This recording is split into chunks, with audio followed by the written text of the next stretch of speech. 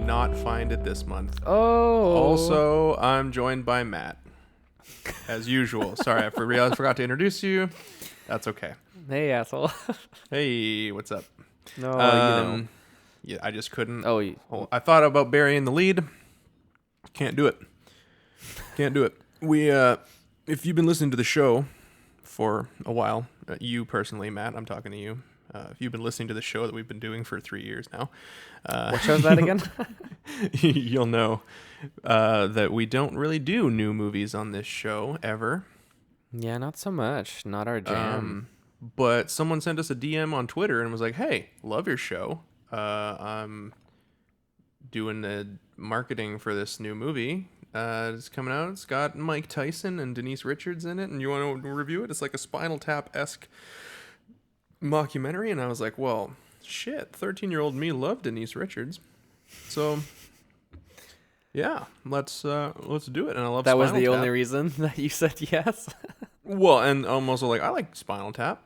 It's like one of my Oh, all-time favorite movies. So I was like, cool, yeah, let's give it a shot. Didn't bother to double check to be like, we review shit, right? I mean, if they were a fan of the show, then they would.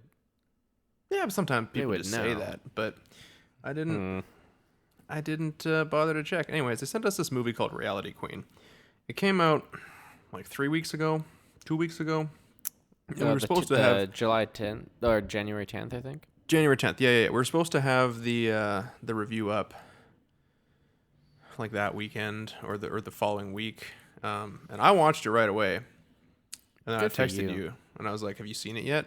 And you were like, "Nah." And I was like, "If you want to not watch it and not I will do the review solo and I'll save you from this." And I appreciate that, but I wanted to believe that it was worth it. I wanted, Was it worth it? no. It was so bad. It's almost to the point like we don't even have to do the review anymore. Like the movie's been out for a couple weeks, and it's playing in theaters all across Canada and the United States. Is it though? And it's on VOD according to their one sheeter. Yeah, it is. I didn't bother to check. It's not playing anywhere near me. It said cities. It listed some cities. None of Let's them just do were, American cities. Canadian. I'm So I don't know. I'm guessing it's mostly a VOD thing. But look. Oh. So it's called Reality Queen. And it's a parody of. Okay, well, they're making fun of Paris Hilton. Like it's Yeah. not it's not making fun of like they're talking like like social media influencers and like it's not even making fun of Keeping Up with the Kardashians. It's specifically making fun of Kardashians. I don't know why I slurred that all together. I didn't even notice. It's specifically making fun of Paris Hilton. Like the main character's name is London. It's London, right? Yes, her name is London Logo. London Logo, right? Yeah. Oof. So she had rich parents. She got famous for doing a sex tape with Mike Tyson. She had a reality show where her and her friend tried to do things that normal people do, and had a hard time doing it because of how rich they were. She had a failed DJ career, which that's where it got so specific that okay, no, you're just straight up making fun of Paris Hilton in 2020. Yeah. This movie is 15 years out of date. Yeah. Like, who's it for? What? It was for you, Aaron. It was just for you. Who thought that this would be a good idea? When was the last time you or anyone thought about Paris Hilton? Oh, well, I mean, that's bi-weekly for me. I don't know about you. Well, you still use her shampoo, right? Oh, well, of course. I'm a die-hard fan. Does she have shampoo? I don't No, know. I don't know. Maybe it's only some stupid thing. Probably has a perfume. But look, A fragrance. Yes. I am all for social commentary, parodies, mockumentaries, whatever.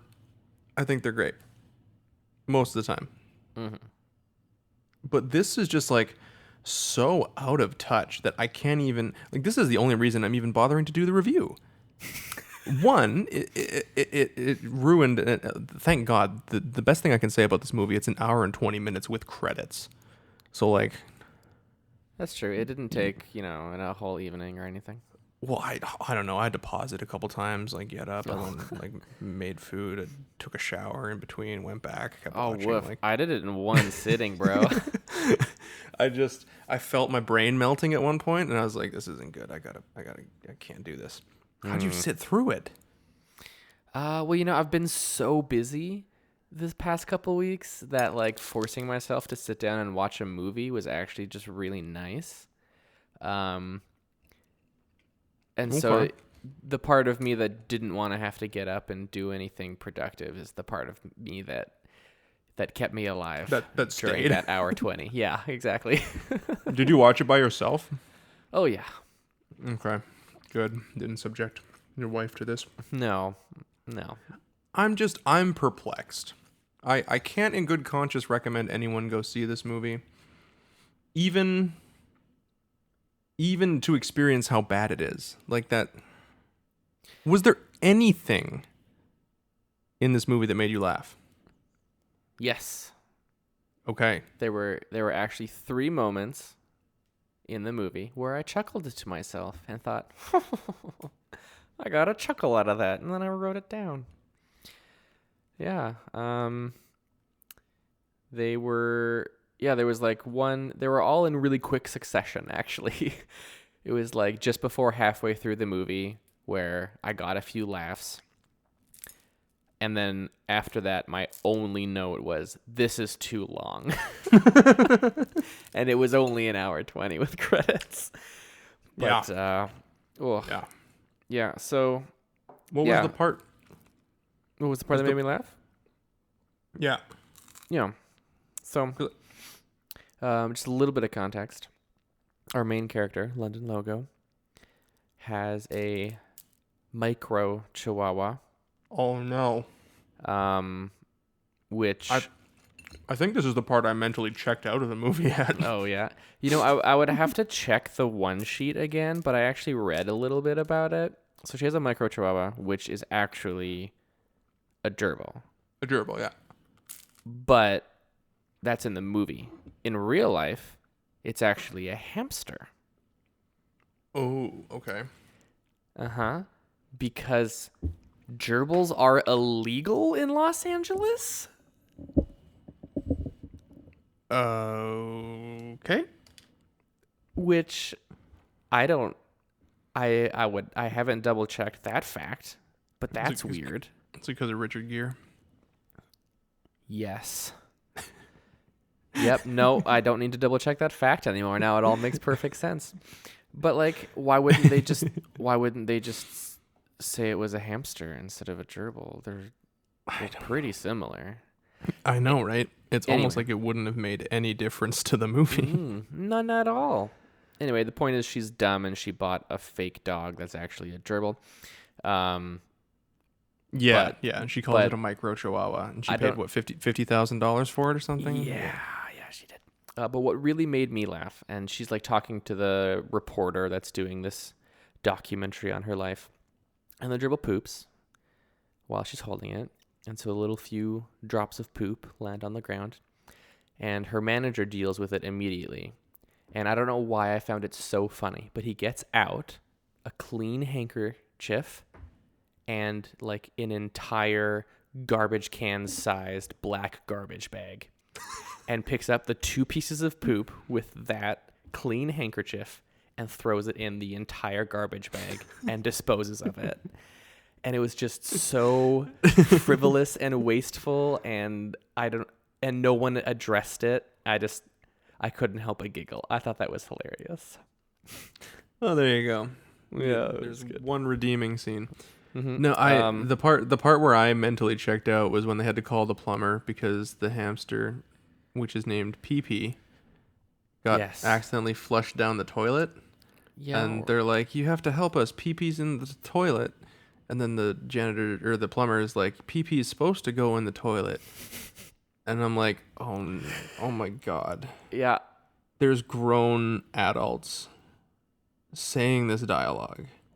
And it just made me think like I know actors. I know how hard the grind is to get paid to be, to act and stuff. And I respect it. I respect the hell out of the grind. But like, I want to know how desperate you have to be to read this script and go, yes, I will say completely unironically, Pee Pee is supposed to go in the toilet. And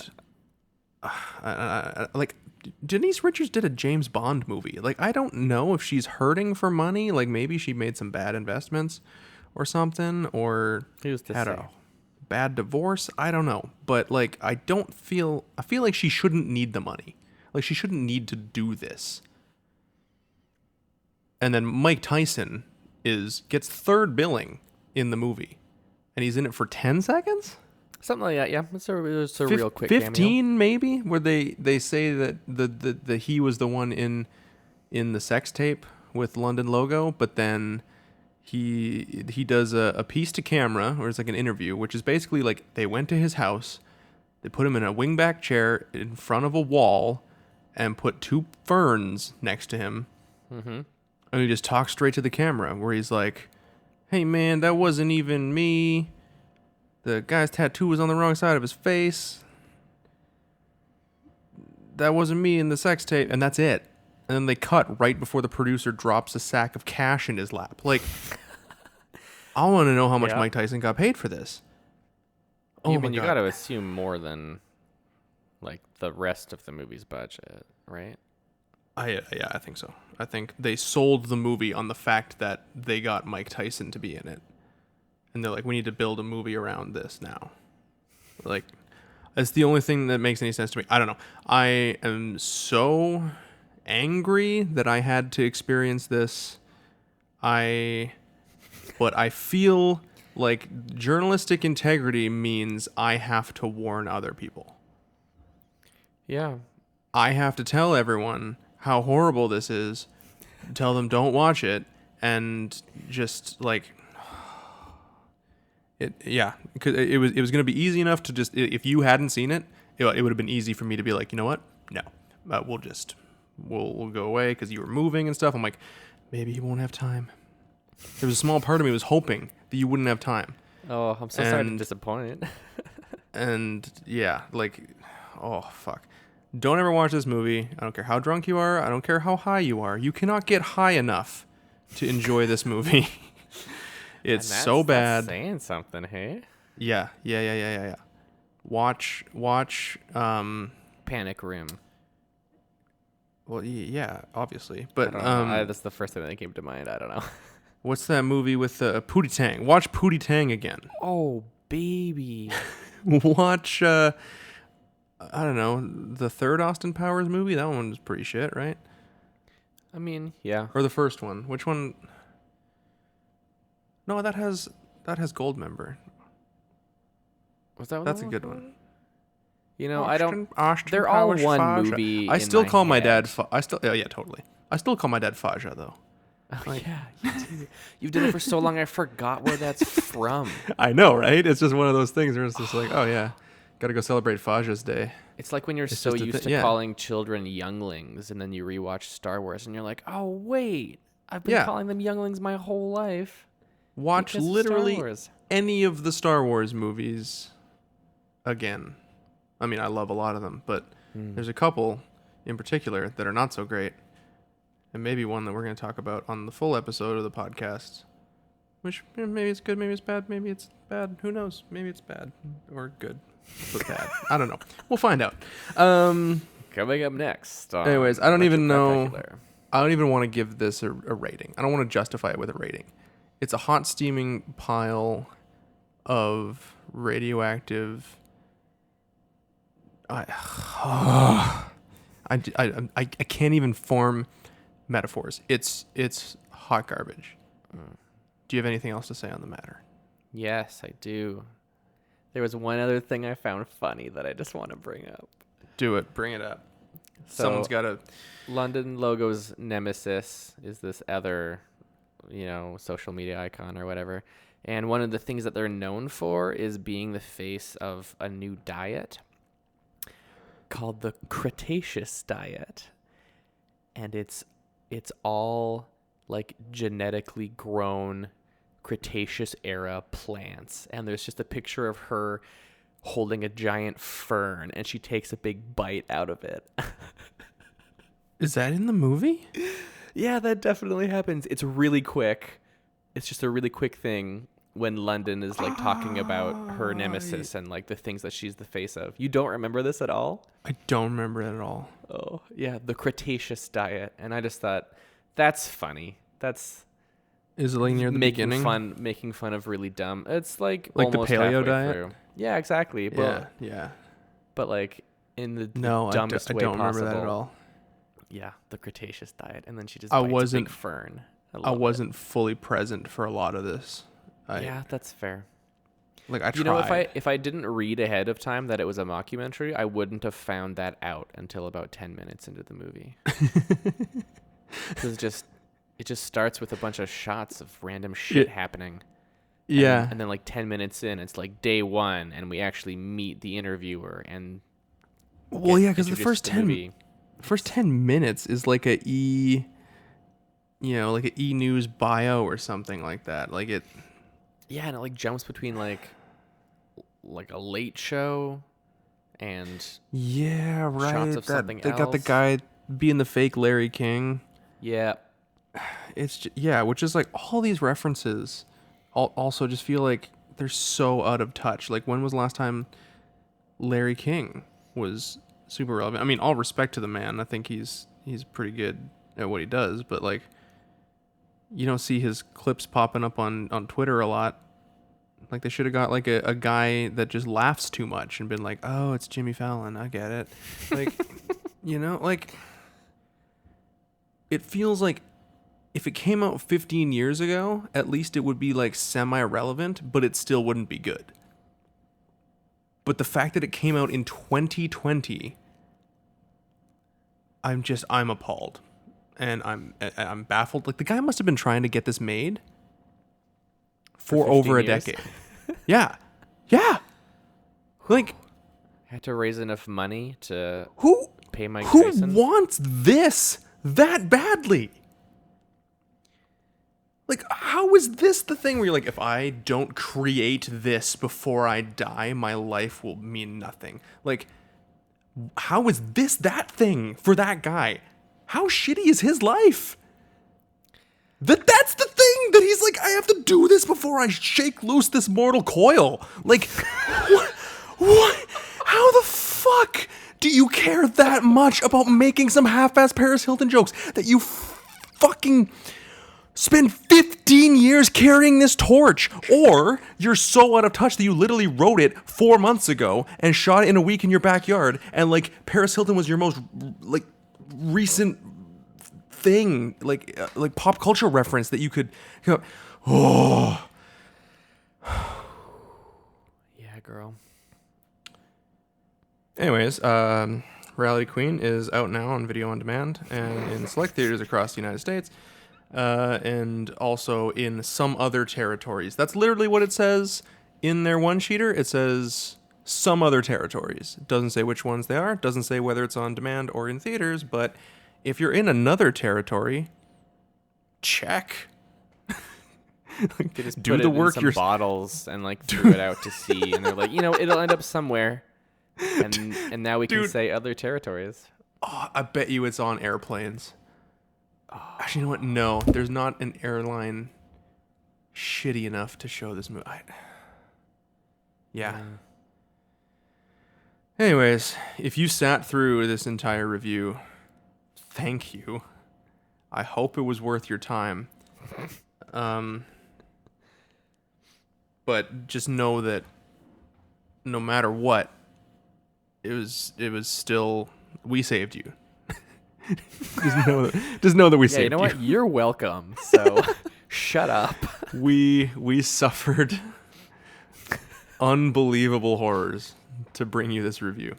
Many Bothans died to bring you this information. All right. Thank you so much for listening to this. We may never do another review of a new movie ever again. But we'd love to. So if you promote movies, send us a screener. Just know that clearly we won't hold back. So there's that. Do we need to apologize to the guy who sent this to us, or is it like it's his own fault? No, fuck him. Like, I don't know. Like, first of all, he didn't make the movie. He's just the publicist. He's just trying to. He's just, it's his job to send out screeners. He got us talking about it, so. Yeah, he got paid no matter what. So, you know what? Wonderful. Good for him. But also, like, you know what? Like I said, I wasn't going to review it, but then journalistic integrity took over, and I was like, no. I am going to review it, and I am going to say exactly what I think, which is this movie sucks the big one, and that's what they get for making the shittiest movie of all time. So, well, you know good what? for you, Aaron. Good for you. If it was only like just like mildly bad, I might have been like, let's just not talk about it. But like the fact that it was so unbelievably just irrelevant, I was like, we can't not talk about it. It blew my mind. I'll just do a quick outro and then we can get out of this. Hey, sounds good, man. If you like the show, thanks for listening. You can find us on iTunes, Spotify, Stitcher, iHeartRadio, Google Play, YouTube. We usually do much longer reviews of much older movies that are bad in an amazing way. So if this is your first episode, please listen to something else. I should have said that at the beginning. Ooh. Anyways. Too late. If you do like the show, please leave a review on iTunes or tell a friend. That helps us a lot. And if you want to get in touch, you can do so on all the social medias at RetroCrapPod. And by all the social medias, I mean the three that count: Twitter, Facebook, Instagram.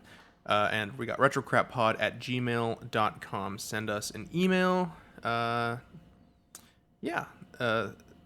Thanks for taking the time to listen to this. Hopefully you never watch Reality Queen. And keep watching crap. That was good, right? It's beautiful.